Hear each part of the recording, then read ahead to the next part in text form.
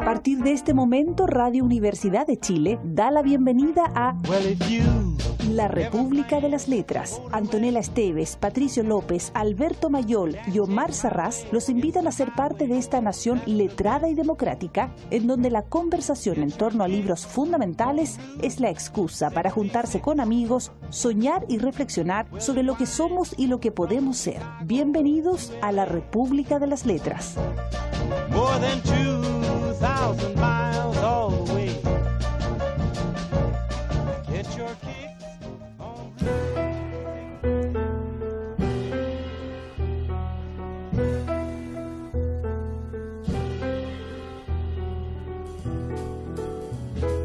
La sociedad disciplinaria de Foucault, que consta de hospitales psiquiátricos, cárceles, cuarteles y fábricas, ya no se corresponde con la sociedad de hoy en día. En su lugar se ha establecido desde hace tiempo otra completamente diferente, a saber, una sociedad de gimnasios, torres de oficinas, bancos, aviones, grandes centros comerciales y laboratorios genéticos. La sociedad del siglo XXI ya no es disciplinaria, sino una sociedad del rendimiento. Tampoco sus habitantes se llaman ya sujetos de obediencia, sino sujetos de rendimiento. Estos sujetos son emprendedores de sí mismos. Aquellos muros de las instituciones disciplinarias que delimitan el espacio entre lo normal y lo anormal tienen un efecto arcaico. El análisis de Foucault sobre el poder no es capaz de describir los cambios psíquicos y topológicos que han surgido con la transformación de la sociedad disciplinaria en la de rendimiento. Esta parte, ¿no?, que es una de las partes del libro que nos convoca hoy, sirve para nombrar lo que uno de los contertulios de esta noche, cuyo nombre no vamos a decir aún, definía antes de salir al aire como el cambio de paradigma. Esta noche nos hemos convocado una vez más para hablar sobre Byung-Chul Han, o para hablar a partir de Byung-Chul Han, esta vez con su libro La Sociedad del Cansancio, con la presencia en nuestro estudio del compañero Omar Sarraz. ¿Cómo estás, Omar? Buenas noches. ¿Cómo estás tú, Patricio? Bien, bien. Debemos excusar nuevamente a Antonella Esteves y a Alberto Mayol, que haciendo uso de sus altos ingresos y de sus contactos privilegiados a esta hora, mientras nosotros leemos libros muertos de frío, un sábado en la noche, deben estar probablemente en bacanales. Compartiendo delicias turcas. Claro, en todo caso, ambos al otro lado del charco, cosa que no cualquier persona normal como nosotros puede hacer. Bueno, vamos a presentar... Pero nos alegramos por ellos. Tú eres mejor persona que yo. No, nos alegramos. Saludos a los compañeros que van a estar la próxima semana con nosotros. Pero tenemos un honor porque esto no nos había pasado nunca. No. Nunca había pasado que alguno de nuestros autores ¿sí?, hubiera cruzado el río, probablemente por la baja corriente que hay ahora, ¿no? Y se hubiera instalado acá como uno de los panelistas. Y bueno, yo tengo que decir introductoriamente nomás que a nuestro invitado del día de hoy lo leímos primero, lo vimos en sus obras luego, lo admiramos después y después lo conocimos y nos encariñamos, y es de lo más natural que Marcelo Leonard, con quien hemos hecho la única edición de nuestra historia en vivo con uno de sus libros, con Lacra, sea esta noche el tercer panelista de la República de las Letras. Marcelo, un honor, una alegría y 1.000.000 de gracias por haber aceptado la invitación. No, buenas noches y muchas gracias a ustedes. Muy contento de estar acá, reemplazando a los próceres, a Alberto y a la Antonella. Y nada, pues muy contento de conversar con ustedes sobre estos temas tan peliagudos. Sí, bueno, decidimos elegir este libro porque, a ver, vamos a hacer una introducción. Byung-Chul Han se ha convertido desde hace aproximadamente 5 o 6 años en una suerte de escritor de culto, que aparece muy en los veladores, vamos a llamarlos así, de ciertas élites políticas, de ciertos ámbitos de la élite de las ciencias sociales, y de ahí ha derivado al gran público porque tiene una particularidad que es engañosa, ¿no? Y es que en tiempos como los que vivimos, que son precisamente los que describe Byung-Chul Han, donde no hay espacio prácticamente para nada, él escribe cuestiones sustantivas en breve, ¿no? Se trata de libros cortos. Libros cortos pero completamente engañosos, porque son libros de una gran densidad de conceptos o de contenido. Y lo que ha venido haciendo Byung-Chul Han en una serie de libros, yo recuerdo ahora La Sociedad de la Transparencia, recuerdo La Salvación de lo Bello, no sé si tú, Omar, te acuerdas de algún otro. Está La filosofía del budismo zen, está, bueno, La agonía del Eros. La agonía del Eros. Es precisamente describir, así como en otros ámbitos de las ciencias sociales se ha hablado de la aceleración de las transformaciones epocales, bueno, de qué es lo que ha derivado de esto. Siempre está la desventaja de escribir encima de la época misma, ¿no?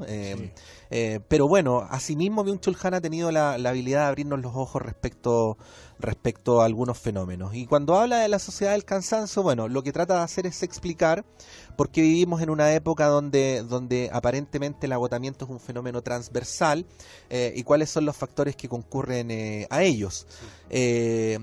Partamos por ahí conversando algunas de las claves del libro, Marcelo, Omar, para así no hablar tanto yo. Sí. Sí, bueno, lo que plantea Byung-Chul Han con el libro es una definición muy clara y muy iluminadora de lo que es nuestra época. Voy a hacer como, ya que estamos en confianza, digamos, mi hijo, que tiene 18 años, me dice que una de las palabras que más le apesta, así en su vocabulario, es la palabra emprendedor. Porque el emprendedor se ha transformado como en una especie de, para cierto sector de la sociedad, que yo creo que es bastante amplio, creo que va más allá de la derecha, ¿no? Va a decirlo bien. Muchísimo más allá de la derecha. Que es donde el término parece más cómodo, ¿no? Claro. Absolutamente. Sí. Porque en el fondo cuando tú haces un emprendimiento, es lo que antes tú podías decir que tenías una vocación o que tenías algún tipo de algo que te interesaba hacer. El emprendimiento tiene que ver, curiosamente con la palabra, tiene que ver con el rendimiento. O sea, en el fondo yo emprendo no porque quiera hacer algo en particular, sino porque quiero hacer que eso rinda. Con eso se nos acaba, y esto es una de las grandes de las grandes lecciones, digamos, como o de las ideas claves del libro, es cómo en vez de estar explotados por un otro, que es muy interesante la idea de la otredad, digamos, que aparece al principio del libro, que después podríamos hablar un poco de ella, es uno mismo el que termina explotándose a sí mismo. Esa explotación de uno mismo, cuando no funciona, o sea, cuando no tiene el rendimiento adecuado, se transforma en un fracaso. Y el fracaso hace que uno se cuestione a sí mismo y que no cuestione a la sociedad que nos tiene en este sistema, donde finalmente la jugada social, ideológica que se ha establecido a partir de este sistema, del sistema, digamos, como ultracapitalista o del fracaso de la izquierda, que también de otra manera, sí. Claro, porque también pasa por eso, hace que la presión que uno tiene por trabajar y sacarle rendimiento a ese trabajo sea una cuestión absolutamente totalizadora. Claro, no hay tiempo para nada. No hay tiempo para nada más. Nada más. Bueno, y al revés, cuando el rendimiento es, entre comillas, exitoso, el sistema te pide más para sostener el éxito, claro, ¿no? Claro. Sí. Incluso este autorrendimiento, esta exigencia de rendimiento no da nunca un respiro, sea como sea, porque siempre es una cosa totalmente inmanente en cierta forma, nunca remite a algo que esté más allá de ese propio rendimiento. Y yo pienso que estos ensayos de Han vienen a ser no una novedad radical, porque ya a principios del siglo XX hubo una cosa similar, me parece a mí, con el ensayo de Freud del malestar en la cultura, donde justamente hablaba de la angustia y la neurosis y la frustración, pero una sociedad muy distinta, a pesar de que es cercana en el tiempo a la nuestra.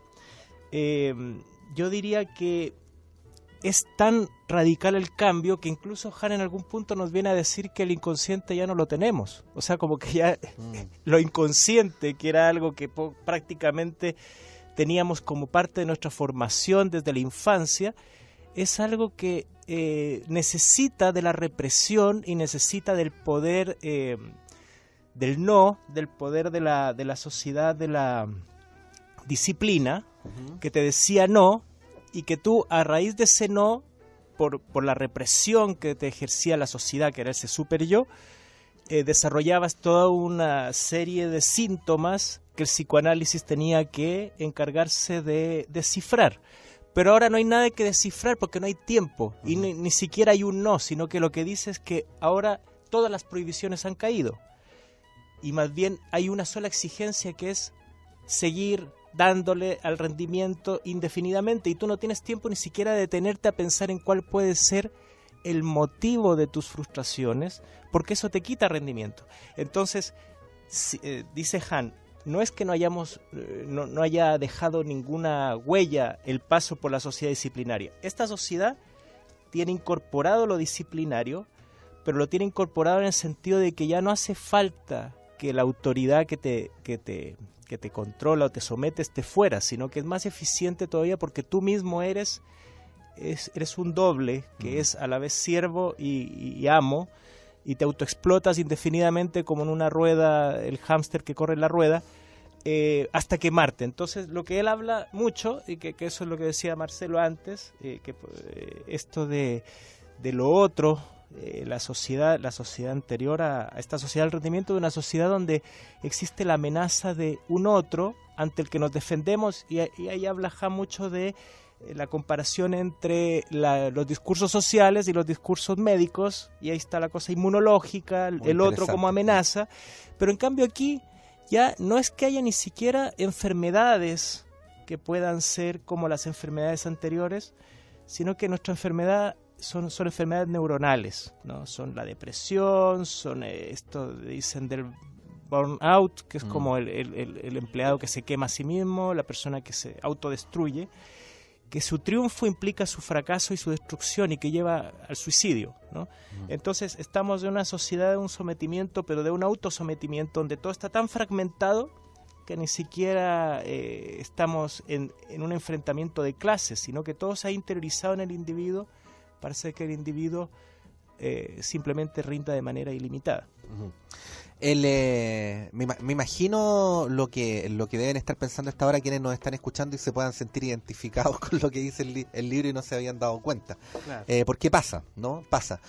A ver, para complementar nomás y hacer un resumen para quienes no lo han leído, ¿no? La mención que hace en esta parte que citábamos al principio del libro Foucault no es casual, porque hay, bueno, en la obra de Foucault en general, pero hay un libro en particular que es Vigilar y Castigar, claro, que es un libro que es considerado de aquellos que mejor retrata el modo en que el sistema, a través de distintos mecanismos, genera sobre los individuos un adoctrinamiento, ¿no? Para comportarse de una manera debida, ¿no?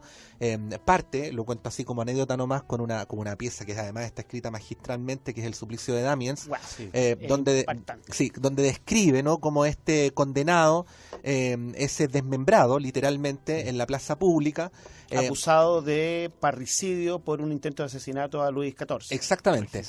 Y para luego desarrollar la idea, ¿no?, que el castigo no se ejerce sobre ese individuo ni sobre el cuerpo, sino es para transmitirle un mensaje al conjunto del cuerpo social respecto a lo que se puede hacer y lo que no se puede hacer. Bueno, esto está completamente vinculado, a propósito de lo que decía Marcelo, con lo que ha sido desde siempre la retórica de la izquierda y la retórica de los movimientos reivindicatorios, es decir, luchamos contra otro que es más poderoso que nosotros, que ocupa ese poder de manera ilegítima para oprimirnos, ¿no? Sí. Y nosotros luchamos para liberarnos.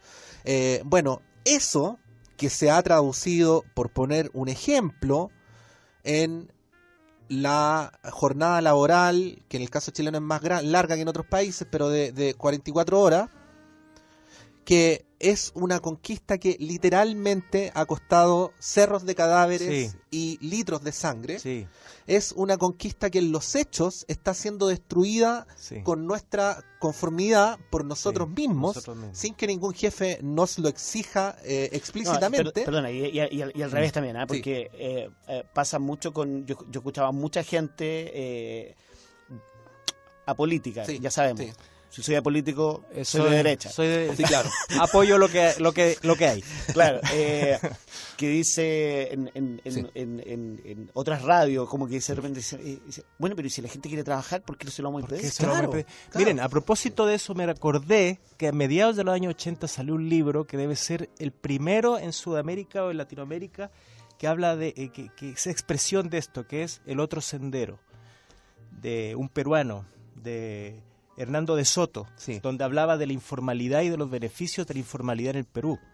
Y Bueno, que hablaba... es lo que tiene la economía del Perú, que es Exacto. más de un 50% informal, digamos. Pero yo quiero poner algunos ejemplos así para que los Y conversemos. Reagan ¿no? Sí. alabó Claro. este libro, El otro sendero, que también tenía alusión al sendero luminoso. El otro sendero, que era este del emprendedor que va y vende sus verduras, sus vegetales en la vereda, que es informal y que más bien hay que, lo que tú decías, hacer caer todas esas trabas que son burocráticas, lo que se pone, conquistas que se ponen como trabas al trabajo, esto de la limitación de hora, todo eso, para que la gente pueda ejercer su derecho a enriquecerse. Sí. Voy a poner algunos ejemplos así domésticos, ¿no? Pero que pueden servir para la conversación, pero yo creo que son ejemplos que si no a todos, a la gran mayoría nos ha pasado. Por ejemplo, estar en el cumpleaños de tu hija o de tu hijo y justo cuando le vas a cantar el cumpleaños feliz, te vibra el teléfono y lo abres y es un compañero de trabajo que te escribe preguntándote si te acuerdas en qué parte de la oficina está el documento X, ¿no? Claro. Y en ese momento uno siente, claro, voy a cantarle el cumpleaños a mi hija, pero me quedo pensando en eso porque lo correcto, lo que yo debo hacer correctamente, Sí. porque ni siquiera hay alguien que te está obligando, No. es, contestarle a mi compañero, ¿no? Pongamos otro ejemplo. Tú estás haciendo el amor con tu pareja y en el velador suena el teléfono, ¿no? Y es tu jefe y tú dices, debe ser algo importante. Bueno, después de hacer esto, qué cosa más importante que lo que estás haciendo, tengo que hacerlo porque es lo correcto, ¿no? Claro. Llamarlo de vuelta y preguntarle qué necesita. O nos estamos los tres emborrachando en un bar y nos llama algún compañero Sí. de trabajo y uno siente que tiene que contestarle. O el universitario, el profesor universitario que le dice a los alumnos que mande los trabajos el domingo por internet, el domingo hasta la medianoche del domingo. Ujú. O sea que ya no hay nada, ni fin de semana ni nada, sino que simplemente la universidad está abierta día y noche. Así es. Antes uno entregaba el trabajo a las 3 de la tarde el viernes y después A no. la secretaria. Claro, ahora en cambio tú tienes que el domingo mandarlo por internet, ni siquiera tienes una cosa, entonces ya Claro, no hay... y eso termina siendo culpa del estudiante que no piensa en su sábado y su domingo y que está Claro. la procrastinación hasta el final, digamos, y finalmente todo se transforma en una majamama. Yo, una Una anécdota cortina, laboral al sí, respecto. sí. Yo, por ejemplo, he trabajado y eventualmente trabajaré en el futuro en televisión. Ujú. Entonces, una de las cosas que la gente a mí no me creía como guionista de televisión. Entonces, una de las cosas que a mí no me creía era que yo pedía que a mí me contrataran por proyecto Ujú. y no por años. Por años yo tenía que estar disponible, digamos, cuando ellos quisieran. Al final yo generalmente trabajaba casi todos los años, digamos, por un proyecto. Pero me permitía a mí elegir Ujú. cuál era el siguiente proyecto y si quería hacerlo o no. No me sentía obligado. Y durante un par de años trabajé como guionista. O sea, yo era la persona que en un equipo, digamos, nos poníamos de acuerdo, escribíamos la escena. Yo escribía mi escena y se la entregaba a un editor. Ujú. Mi editor era mi jefe. Y a su vez, mi editor tenía un jefe que era el director de la teleserie. Y después de un tiempo a mí me llamaron a ser jefe. Entonces, yo en ese momento no tenía celular, no me resultaba... Sí, sí. Y cuando me dicen, bueno, tú vas a ser jefe y todo esto, entonces me dijo, ¿tu celular? No tengo celular. Y me dicen, deberías tener celular. Claro. Y mi respuesta a eso, no lo dije ahí, digamos, pero yo no tuve celular. Nunca. Y me decían, ¿tu celular? No, es que no tengo celular, no ocupo celular. Entonces, ¿por qué? Porque mira, si estoy en la calle y me llamas, no te puedo solucionar el problema, porque estoy en la calle. Y si estoy en mi casa, Estoy en está mi casa. mi teléfono en mi casa. Claro. o sea, que es mi oficina, digamos. Sí. Entonces, eso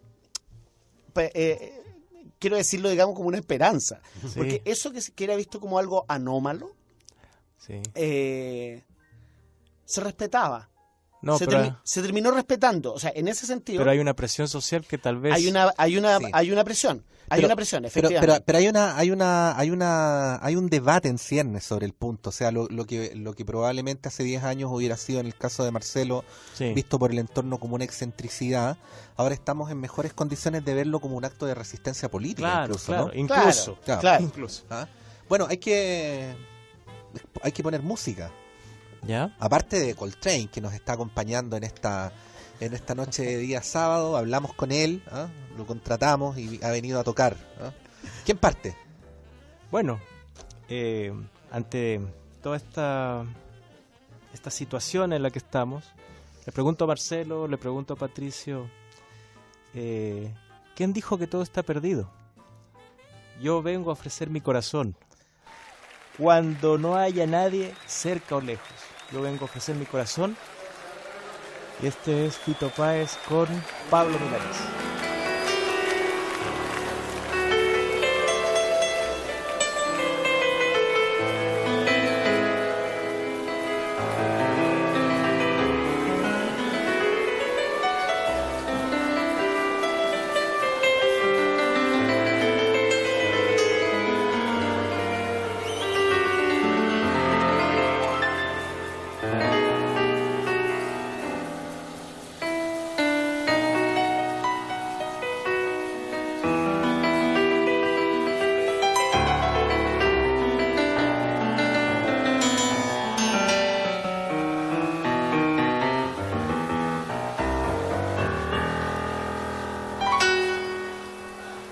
¿Quién dijo que todo está perdido?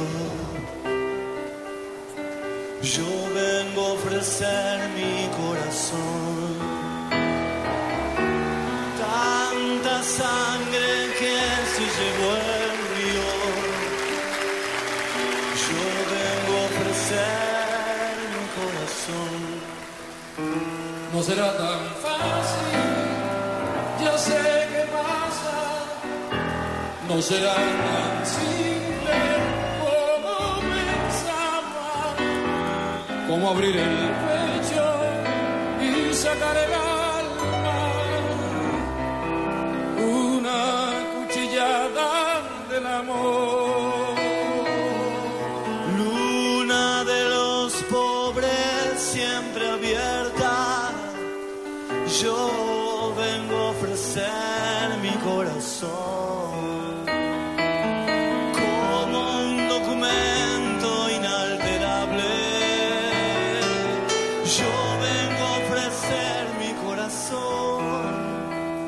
Que uniré las puntas de mis brazos y me iré tranquilo, me iré despacio y te daré todo y me darás algo que me alivie un poco más. Cuando no haya nadie cerca o lejos,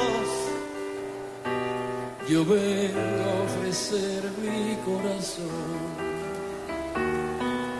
Cuando los satélites no alcancen, yo vengo a ofrecer mi corazón. Y hablo de países, de esperanza. Hablo por la vida, hablo por la nada. Hablo de cambiar esta nuestra casa, de cambiarla por cambiar nomás. ¿Quién dijo que todo está perdido? Yo vengo a ofrecer mi corazón.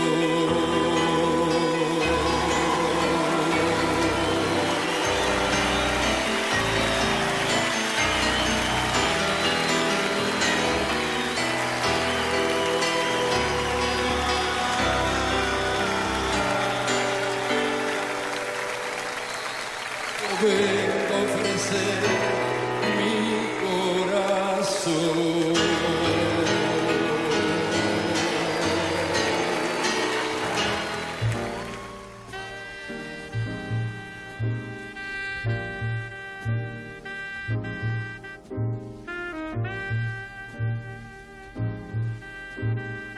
El sujeto típico de la modernidad tardía, obligado a aportar rendimientos, no está sometido a nadie.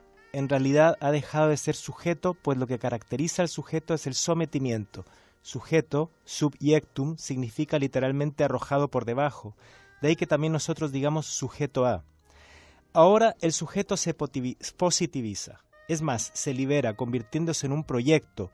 Pero la transformación de sujeto en proyecto no hace que desaparezcan las coerciones. La coerción externa es reemplazada por una autocoerción que se hace pasar por libertad. Este desarrollo guarda una estrecha relación con las relaciones capitalistas de producción. A partir de un determinado nivel de producción, la autoexplotación se vuelve esencialmente más eficaz y de mucho mayor rendimiento que la explotación a cargo de otros, porque viene acompañada de la sensación de libertad. La sociedad del rendimiento es una sociedad de la autoexplotación. El sujeto obligado a aportar rendimientos se explota a sí mismo hasta quemarse del todo, burnout. En ello se desarrolla una autoagresividad que rara vez no se recrudece hasta llevar al suicidio. El proyecto resulta ser un proyectil que el sujeto obligado a rendir dispara contra sí mismo. Estamos leyendo La sociedad del cansancio de Byung-Chul Han esta noche de la República de las Letras. Sí. Qué tremendo. Es impactante, sí. Sí. Hay una vertiente, no es el río principal del libro, pero que es interesante también porque se hace permanente alusión al exceso de positividad, ¿no? Sí, A claro. la ultrapositividad, que todo está, que todo es evidencia, que todo es dato. Y bueno, el modo en que eso atenta contra ciertas otras manifestaciones que han sido parte sustantiva de la vivencia placentera del ser humano, ¿no? Como la poesía, como el arte, como el misterio. Incluso cuando no implica poder, ¿no? La religión o la creencia en otros estadios, ¿no? El erotismo, no sé, hay varias cosas que uno podría poner en el mismo grupo, ¿no? Y de cómo en el tiempo que vivimos no hay espacio para nada de eso, ¿no? Yo trato de contarle a mis estudiantes en la universidad cómo cuando yo todavía alcancé a estar en esa época, que cuando tú te ibas a estudiar afuera le escribías una carta a tu polola, ¿no? Claro. Y la carta se demoraba 3-4 días en llegar, tú calculabas que ya se podía demorar unos días en contestar, y que después se demoraba 3 días más en volver, bueno, y al 9º día empezaba ese estado así La de expectación. Sí, claro. y tú llegabas a la pensión en la noche y le decías, ¿me habrá llegado una carta? No, entonces si ya al tercer día de aquel que uno tenía previsto no llegaba la carta, bueno, y cuando la carta llegaba era una cosa que se te salía del corazón, y en cambio Sí. ahora todo se resuelve con un WhatsApp, ¿no? Claro. Entonces, mucho mejor en principio, porque es todo mucho más fácil, pero al mismo tiempo mucho peor, porque no hay espacio para todo aquello que es indispensable también en la condición Sí, humana, claro. ¿no? Y ese es precisamente uno de los temas que todavía no se termina por agotar, ¿no? ¿Qué es lo que ocurre? O qué es lo que va a ocurrir con el ser humano en una época en la cual el sistema te está llevando a ir contra tu naturaleza. Esto lo digo respecto al exceso de positividad, pero también lo digo, por ejemplo, respecto al modo en que las nuevas tecnologías han terminado modificando nuestra relación con el tiempo y el espacio. No, eso es brutal. O Eso sea, es brutal. o sea, tú no necesitas esperar que llegue el verano para comer tomates. No. No necesitas esperar que la ropa se enjuague para que esté limpia. No necesitas sembrar algo para luego cosechar. Y tampoco necesitas esforzarte. Basta con que te tomes una pastilla, cierres los ojos en un asiento, y antes de que termine el día vas a abrir los ojos y vas a estar en Madrid o en París. Y eso es completamente distinto a lo que vivieron exactamente todas las generaciones de Sí. seres humanos que han existido antes que nosotros. Bueno, y eso es justamente el problema, no necesita esperar, no necesita aburrirte, y lo que dice Han en este ensayo es que justamente todas las cosas importantes, culturalmente importantes, salen de la posibilidad del aburrimiento, de la posibilidad del tiempo muerto, del tiempo de ocio, del tiempo no productivo, donde uno, si por aburrimiento no quiere caminar, aprende a bailar, ¿no? Uh-huh. Incluso hay un texto de Nietzsche donde, seguramente influido por una tragedia, por las vacantes, donde el cortejo de Dionisios, donde dice que la humanidad antes de aprender a caminar aprendió a danzar, y antes de aprender a hablar aprendió a cantar. Es decir, está esta gratuidad y esta posibilidad del juego que tiene que ver con lo bello y con el arte, que ahora no la tenemos disponible. O sea, ¿quién puede pensar en los juegos de ahora como los juegos que había, qué sé yo, las bolitas, el trompo, cosas que requerían de una concentración y de algo que no te generaba grandes expectativas, ¿no? Y de poesía, o sea, un palo de escoba con un trapo en la punta podía ser un caballo, ¿no? Exacto, sí. Eso era. Sí, yo creo que, a ver... Ahora todo está dado. Claro, yo creo que también a mí me produjo conflicto, o me produce ¿sí? de repente conflicto, como ciertas cosas, cuando uno empieza, digamos, como a hacer el aguafiestas de, por ejemplo, de avances tecnológicos, porque yo creo que siempre depende de qué tipo de avance. Por ejemplo, tú mencionaste un par de cosas, por ejemplo, cuando dice... por ejemplo, uno puede comer tomate todo el año. Sí. Bueno, el tomate es peor. El claro. tomate que uno come todo el año es peor que el tomate... Claro. O sea, hemos llegado a decir, Marcelo, tomate este de tomate verdad. Tiene sabor a tomate. Claro, Sí. claro, Sí. claro. Sin embargo, hay otras Sí. cosas, como de repente como cosas de acceso democrático, por Sí. ejemplo, a medios de comunicación, sí. a libros, a conocimientos que antes para nosotros hubiera sido muy difícil tener. Claro. Yo, por ejemplo, voy a poner un Sí. caso positivo, por ejemplo, voy de nuevo a sacar a mi hijo a colación, por ejemplo.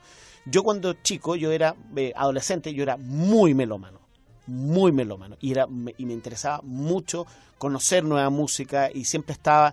Y mi situación económica no me lo permitía, pero siempre estaba comprando cassette, copiando cassette. sí, y todo. sí. Bueno, la cultura musical que tiene mi hijo, que es exactamente lo mismo, digamos, o sea, como que comparte ese... Sí. pero la cultura musical que tiene mi hijo a los 18 años es 8 veces la que yo tenía. Sí. Entonces hay un grado de profundización que uno puede lograr en esta selva que sí es importante. Y que a lo mejor era el mismo que antes. Finalmente, a lo mejor la persona, por ejemplo, voy a hablar del melómano, o sea, la gente que escuchaba solamente una radio y solamente los éxitos que daban en Sábado Gigante, ahora es el que escucha, digamos, muchas más cosas, pero lo que está en la superficie de, por ejemplo, de Internet. Lo que uno puede bucear dentro de eso, a lo mejor somos los mismos giles que lo hacíamos antes, ¿me entendí? A lo mejor el mismo gil que en vez de hacer el viaje a un crucero que era prohibitivo, digamos, ya por medios físicos, digamos, en los años 40, claro, ahora no hace ese viaje, sino que hace un viaje más... Claro, Sí. a lo mejor se iba en un camión de sandías a Talca y la aventura y era una aventura. Y era la aventura. Sí, y era sí, la aventura. sí. Pero ahora, pero esa aventura la vivía solamente esas pocas personas. La gente antes decía, Claro. oye, no, yo no salía a Santiago, no. no conocí nunca el No, sur. Eso que tú dices está bien, ese peligro de glorificar la tradición y el tiempo pasado fue mejor, que era una cosa elitista, donde había todo era terrible también, o sea, no era una situación idílica para nada, pero digamos, tal vez por obligación tenías en algún momento que detenerte y pensar, o sea, tenías tiempo para hacer pausa, decir qué música me gusta, qué música no me gusta, qué me interesa, Sí, qué no me interesa. Claro, yo creo En que... cambio ahora los estímulos son de tal magnitud Sí.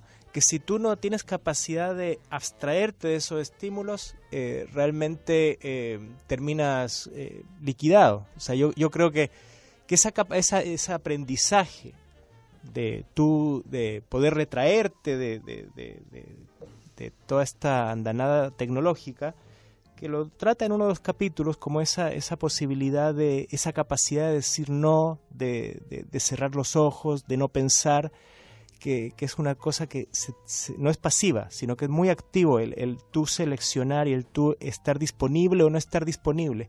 El problema es que ahora la exigencia para mucha gente es estar permanentemente disponible. Y si tú estás siempre disponible, nunca puedes detenerte y nunca puedes valorar. Los tiempos son más yo comparto absolutamente Pero es verdad eso, ¿no? El diagnóstico, no hay que idealizar. Claro, porque finalmente, por ejemplo, yo pensaba, lo pensé mientras estaba leyendo el libro, por ejemplo, mi abuela, yo siempre pensé en algún momento que mi abuela en algún momento de su vida, digamos como viendo para atrás, y decía, bueno, mi abuela lo que le pasó es que estaba en este periodo de su vida estaba deprimida. Claro.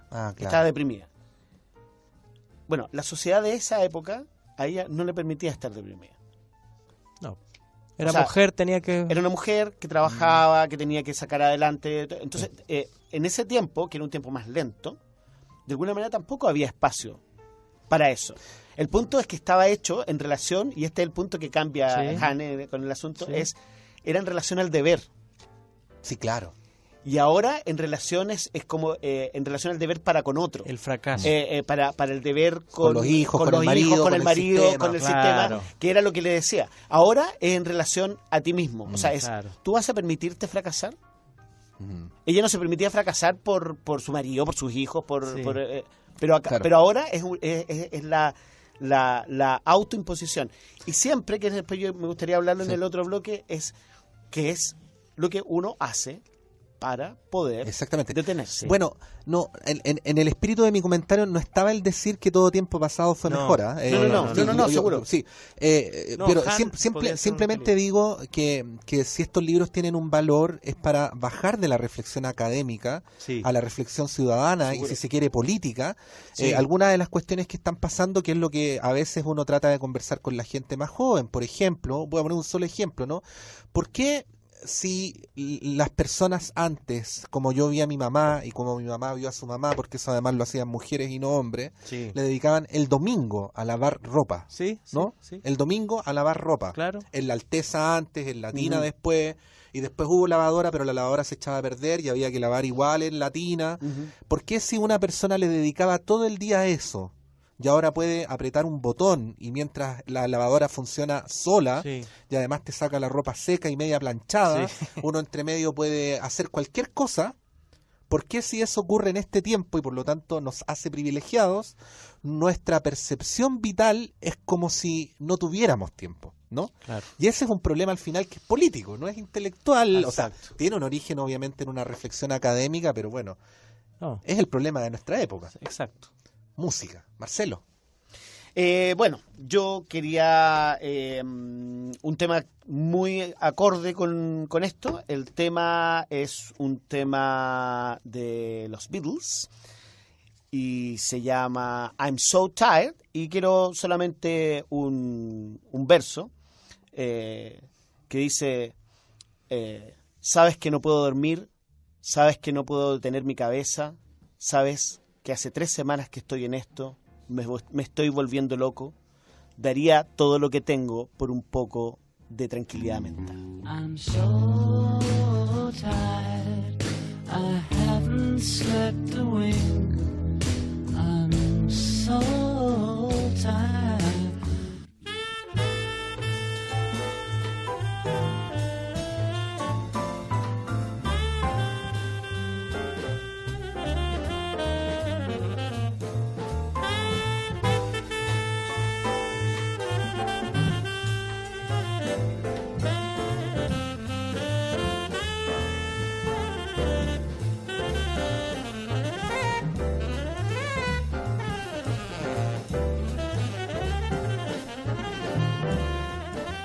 La rabia cuestiona el presente en cuanto tal. Requiere un detenerse en el presente que implica una interrupción. Por esa condición se diferencia del enfado. La dispersión general que caracteriza a la sociedad actual no permite que se desplieguen el énfasis y tampoco la energía de la rabia. La rabia es una facultad capaz de interrumpir un estado y posibilitar que comience uno nuevo. Actualmente cada vez más deja paso al enfado y al estado enervado, que no abren la posibilidad de ningún tipo de cambio decisivo. Así uno se enfada incluso de cara a lo inevitable. El enfado es para la rabia lo que el temor para el miedo. A diferencia del temor dirigido a un determinado objeto, el miedo se refiere al ser como tal. Comprende y quebranta toda la existencia. Tampoco la rabia se refiere a un determinado estado de cosas. Niega el todo en su conjunto. En ello consiste su energía de negatividad. Representa un estado de excepción. La creciente positivización del mundo hace que éste se vuelva pobre en estados de excepción. Esto es lo que dice Han sobre la rabia. Y haciendo un análisis un poco de lo que pasa con nosotros, fíjense ustedes que desde los años, desde el retorno a la democracia, ¿Cuál? Claro, hubo si ustedes se fijan en general en la élite siempre hubo en los años 90 una especie de optimismo en la élite, digamos, política, económica. Los años dulces, que yo siempre digo, son llenos de dinero y cocaína. Pero en la gente, entre comillas, los faundes, ¿se acuerdan de ese personaje? Siempre uno estaba como la gente como que estaba pateando la perra. Luego vino la crisis asiática, seguíamos pateando la perra. Pateando la perra es lo que aquí denominan en un lenguaje más de traducción española, enfado, Han, ¿no? Y llegan momentos claves de rabia. Primero fueron los pingüinos y luego fueron las movilizaciones del 2010. Las movilizaciones del 2010 establecen un estado de rabia. Así es. Que es una cosa que se transforma... Si usted lo recuerda, fue una cosa generalizada, fue Hidroaicén, fue Punta Choro, digamos, y empezó, y los estudiantes de alguna manera catalizaron eso, y fue un momento de detenerse. Ahora fue un momento, claro. Fue un momento. Veamos en otros momentos de rabia en la historia. La Revolución Francesa. La Revolución Francesa es un momento de rabia, es un momento que permite, digamos, de alguna manera detener el caballo de la historia, el caballo de, en este caso lo que hay acá es como un pony, ¿no? Es como, porque es una cosa como así, como muy tranquila, que es brutal, pero no es de grandes hallazgos, no es de vamos llegando a fin de mes, vamos ayer la bicicleta, el análisis convertida en arte mayor, ¿no? incluso del emprendedor. Ayer yo escuché, decía, oye, está subiendo el dólar, y dice, bueno, ¿cómo puede hacer? Le preguntaba un periodista a un economista, le decía, ¿cómo puede hacer la gente que quiere planificar sus vacaciones de invierno? O sea, en el fondo es, ¿qué pasada puedo hacer entre que está subiendo el dólar ahora para las vacaciones de invierno o para las vacaciones de verano? O sea, pero es siempre volcándose hacia la continuidad del consumo. Sí. A la continuidad, exactamente. Claro, nadie es como, pongamos la pelota en el piso. No es un detenerse para... Claro, el detenerse es un gesto brutal. El detenerse es la huelga. Y el detenerse es lo que te enseñaban cuando tú eras niño. Mira, escucha. Cuenta hasta 10. Si tú vas a cruzar, o por ejemplo maneje a la defensiva, o por ejemplo, es decir, dude, pare, no siga irreflexivamente por donde va, y no defienda las cosas tampoco sin dudar. Entonces dice, en algún momento dice la vacilación, que sería la duda. Esa duda importante, ese parar, detenerse, porque si no, la hiperactividad lo que dice es un movimiento vacío. Tú crees que estás haciendo mucho, pero ahí hay una cita de Nietzsche donde dice que es como el rodar mecánico de una piedra que es estúpido. O sea, tú simplemente cedes a esa inercia y al no cuestionarte nada, no estás siendo activo, estás siendo pasivo en ese continuar indefinidamente este movimiento autodestructivo y de rendimiento. Sí, bueno, hay que frenarse. Hay un momento que la historia del cine es una escena que en la historia del cine es paradigmática, ¿no? En tiempos modernos de Chaplin. Que describía críticamente esos tiempos modernos, ¿no? Que son los previos a estos, ¿no? Donde aparece Chaplin golpeando una y otra vez una pieza en la época de las fábricas en serie, hasta que empieza a desvariar y a enloquecer, ¿no? Bueno, eso el trabajo repetitivo, ¿no? Que cuestionaba Chaplin. Ahora no hacemos trabajo repetitivo. Se supone que no somos autómatas ni le estamos pegando todo el día una pieza, pero precisamente lo que nos viene a decir Han es que, ojo, en términos literales no, pero en último término es lo mismo, ¿no? Seguimos. Precisamente porque lo que hace Chaplin, y volviendo a la comparación que hacía con Foucault, ¿no? Obligado por un sistema, por su pobreza, por un jefe, por la confrontación entre el capitalista y la clase obrera, es más o menos lo mismo que hacemos hoy día por efecto de nuestra propia concurrencia. Absolutamente. Claro. Mira, aquí sobre esto, lo que dice, sobre la potencia, ¿no? Dice, hay dos formas de potencia. La positiva es la potencia de hacer algo. La negativa es, sin embargo, la potencia del no hacer. En términos de Nietzsche, es de decir no. Se diferencia, no obstante, de la mera impotencia, de la incapacidad de hacer algo. La impotencia consiste únicamente en ser lo contrario de la potencia positiva, que a su vez es positiva en la medida en que está vinculada a algo, pues hay algo que no logra hacer. La potencia negativa excede la positividad, que se halla sujeta a algo. Es una potencia del no hacer. Si se poseyera tan solo la potencia positiva de percibir algo sin la potencia negativa de no percibir, la percepción estaría indefensa, expuesta a todos los impulsos e instintos atosigantes. Por ejemplo, en la naranja mecánica, cuando el tipo le abre los párpados. Entonces, ninguna espiritualidad sería posible. Si solo se poseyera la potencia de hacer algo, pero ninguna potencia de no hacer, entonces se caería en una hiperactividad mortal. Si solamente se tuviera la potencia de pensar algo, el pensamiento se dispersaría en la hilera infinita de objetos. La reflexión sería imposible porque la potencia positiva, el exceso de positividad, permite tan solo el seguir pensando. La negatividad del no es asimismo un rasgo característico de la contemplación. Y bueno, ahí habla de la meditación zen, que dice que es todo menos pasividad. Es un ejercicio que consiste en alcanzar en sí mismo un punto de soberanía, en ser el centro, ¿no? El centro de uno. Entonces no estar todo el tiempo botado hacia afuera, expuesto. Y eso es lo que nos falta. De repente hacer un alto. Es como la metáfora futbolística, por ejemplo, y por eso que eso, bueno, ahora se ve menos, pero, y de hecho este comentario es bastante antiguo, futbolísticamente hablando, es lo que uno veía en la cancha, por ejemplo, cuando jugaba Zidane. O sea, todos jugaban para adelante, llegaba Zidane, se devolvía, detenía, y en esa detención estaba el genio. Claro, en esa detención, o sea, y ahí aparecía la efectiva posibilidad de hacer un gol. Exactamente. Bueno, o Valderrama. Claro, Valderrama. Está ahí el mago Valdivia cuando entraba bien. Sí. Claro, que uno miraba en la cancha y decía, pero qué lento Valderrama. Pero bueno, sus rivales dicen que nunca se le podía quitar la pelota. Claro. Y nunca se pasó a nadie. Era... Claro, es una cosa de tiempo, pero es verdad. Bueno, lo otro que hablaba, que es la vacilación, la posibilidad del error. No estar seguro, Marcelo.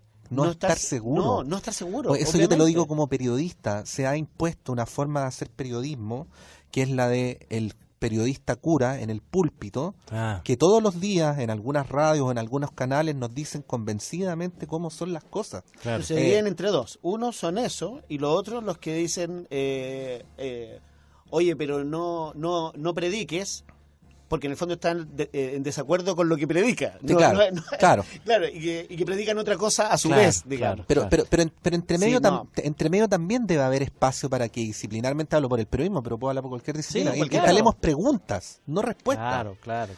El gris, pero que el gris no implique... sí, a mí eso me pasa, por ejemplo, de repente como en literatura o en el teatro, que es el gris, pero que el gris sea revoltoso. Eso. Revoltoso, que no sea aguachento. Eso. Claro. Que no sea aguachento. Sí. Oye, nos quedaron muchos temas, no alcancé ni siquiera a instalar el tema del efecto colateral de esto, de la disolución de la vida privada en favor de lo público, todo volcado radicalmente hacia lo público, ¿no? Es un tremendo tema que podría haber... a mí también me gustó lo que habla de Bartleby, preferiría no hacerlo. Es bello el capítulo sobre Bartleby, que es... Escribe bien además, Muy bien. Sí, escribe bien. y es muy erudito. No todas sus citas provienen de la filosofía ni de la ciencia. Hay muchas. Sí, yo creo que hace un buen tándem con Zizek, porque es como Han es un autor más concentrado, mientras Zizek es mucho más caótico y mucho más... pero hacen un buen tándem, digamos, como para ir leyéndolos y como para ir tomándole el pulso a la época. Zizek decía que es muy de acuerdo con lo que dice Han en general en sus escritos, es que hay que pensar sobre la marcha. Hay que pensar sobre la marcha, o sea, no pensar cuando las cosas se enfríen, sino que es como hacer la jugada Zidane, digamos, o sea, en el medio de la marabunta de la época. Solo quiero, como me gustó mucho lo de Bartleby, les pido, él representa aún un sujeto de obediencia, todavía no desarrolla los síntomas de la depresión característica de la sociedad de rendimiento tardomoderna. El sentimiento de insuficiencia e inferioridad o el miedo al fracaso no forman parte de la vida emocional de Bartleby. No conoce ni los reproches a sí mismo ni la autoagresión. No se ve confrontado con el imperativo de ser él mismo, signo característico de la sociedad de rendimiento tardomoderno. Bartleby no naufraga ante el proyecto de ser yo. ¿No? Bueno, ese es... una historia de Wall Street, que es una historia de la calle del muro, que es la muerte, el no. Hemos llegado al final. La Sociedad del Cansancio de Byung-Chul Han. Compañero Omar Sarraz, muchas gracias. Podríamos hacer 2 programas más con estas 100 páginas. Estas eran las 118 páginas de Byung-Chul Han. Claro, alcanzamos a hacer un tercio del libro. Sí. Claro. Marcelo, Leonard, 1.000.000 de gracias. Un abrazo. Muchas gracias a ustedes por esta invitación, por este hermoso programa y a todos los auditores que son más fieles los auditores de este programa. Sí, son poquitos pero fanáticos. Sí. Para estar un sábado. Sí, bueno. Un abrazo a todos. Sí, que estén muy bien. Nos vemos el próximo sábado. No, nos escuchamos. Bueno, como quieran. Eso. Chao. Antonella Esteves, Patricio López, Alberto Mayol y Omar Sarraz y su República de las Letras regresan la próxima semana con un nuevo libro y nuevas conversaciones. Los esperamos.